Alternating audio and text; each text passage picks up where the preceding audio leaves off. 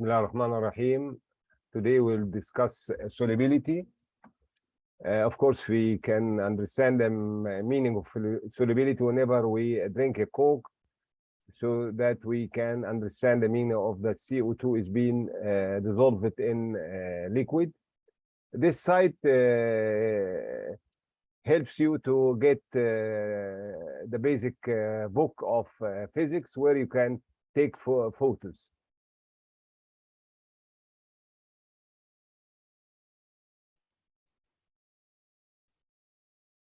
The concept of solubility, of course, the figure we always notice is the container where there is liquid water, and then we can find that on top of the liquid there are some molecules being shifted to a vapor situation, and some of them return back to the liquid. At a point will come where the amount entering equals that amount leaving. The pressure present at that time on top of the surface of the liquid is called saturated vapor pressure, which is temperature dependent. We can imagine that there is another gas on top of this water liquid, which is supposed to be nitrogen. So, of course, nitrogen molecules will enter the liquid, and some of them will return back to the surface. Also, there comes a point where the amount entering equals that leaving. At that point, we say that the solution is saturated with nitrogen. There are four factors affecting solubility. The first factor is pressure, the partial pressure. So the statement, it's after Henry's law, that at a particular temperature, we must, of course, mention the temperature, which is constant that time.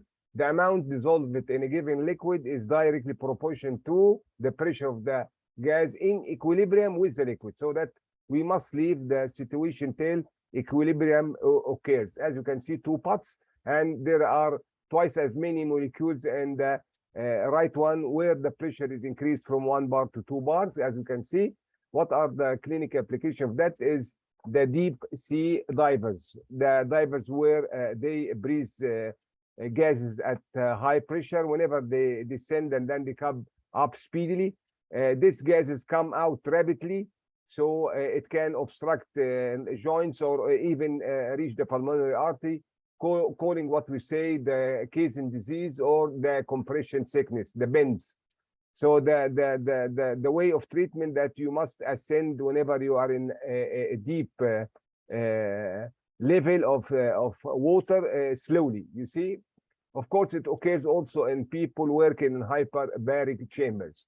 The second factor is the temperature. As you can see, there is a difference between the dissolving of nitrogen in two situations where we have a unit volume of 1 liter of water, where we have a temperature at 220, which is the ambient temperature, and 37, which is the human temperature. Of course, we can see that the more heat, the less absorption. As you can see, the figure we must memorize 0.016 to 0.014. See, this is the difference of absorption both in liters in a unit liter of a liquid. Of course, we can notice that from the smearing which comes out of the kettle during boiling. This means that the gases are being expelled from the liquid by heating. The second thing is the blood warming coils that we use to warm blood. They, if the temperature high, it can release bubbles from the tubing system. The third factor is the type of the gas. Of course, we have I have an example of nitrogen nitric oxide. We can see the difference between both of them at the same temperature. We will maintain the 37 temperature throughout the factors, you see. So we have 0.14 liter that we had mentioned before. We will descend it here in this figure to 0.39 liters in a case of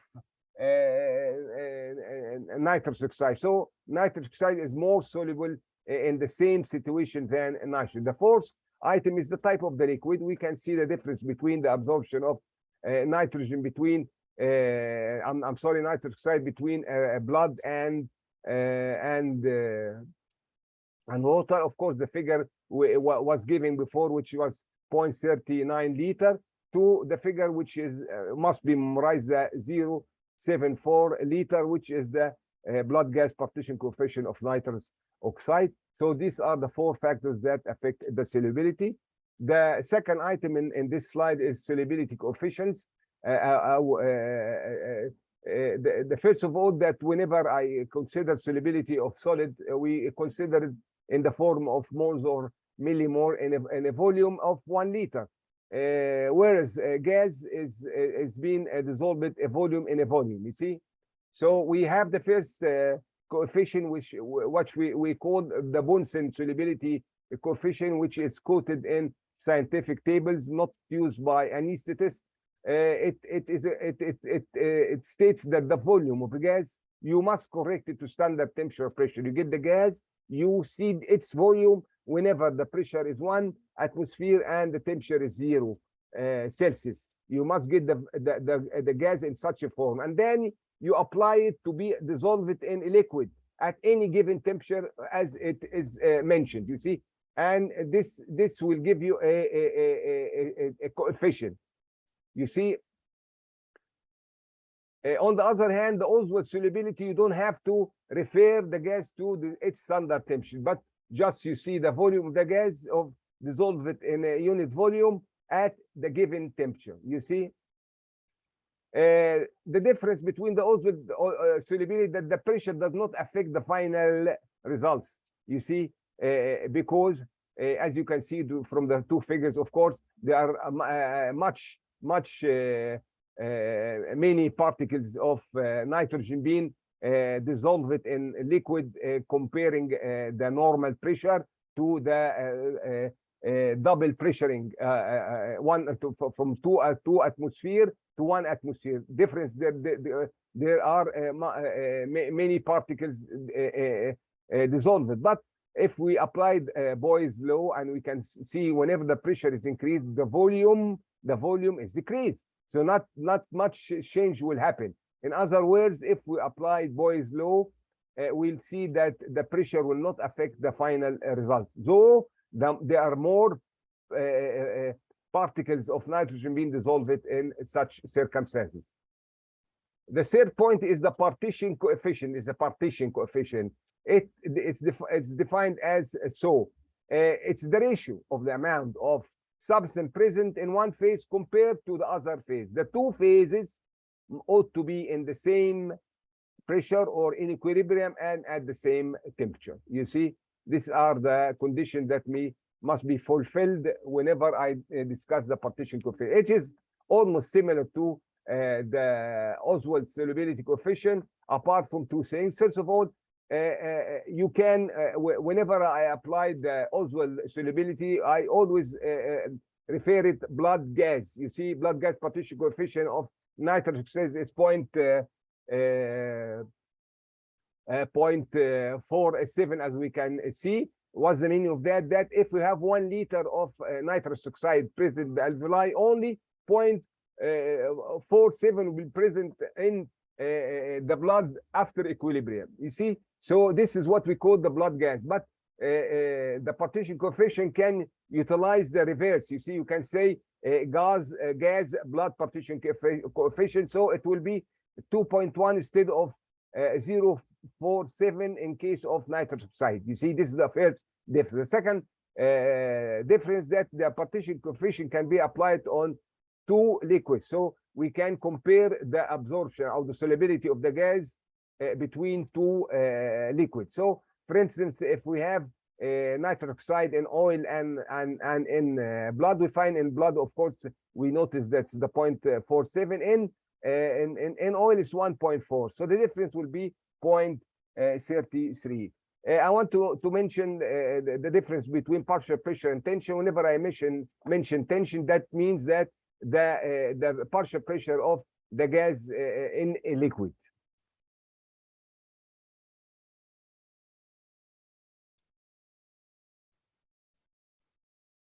the last slide, we will discuss the first of all the solubility and uptake of anesthetics. Of course, we said before that there is a difference in the Oswald solubility coefficient, the blood gas partition coefficient of nitrous oxide. Definitely, it's different from ether or hallucine, as you can see the different figures. You see, the more soluble is the anesthetic in blood, the less or the onset and the offset is less speedy. You see, so nitrous oxide is much speedy in induction in comparison to the other two types of anesthetics. You see, because they are carried rapidly from the blood. You see, whenever you have something soluble in the blood, it's being taken so that it will not give enough time for the tension of the anesthetic to develop in the alveoli. This tension is mirrored by the tension in the brain. So we are creating a high tension or partial pressure in the alveoli so that we can induce a proper state of anesthesia. The second thing that I want to mention as regarding solubility is the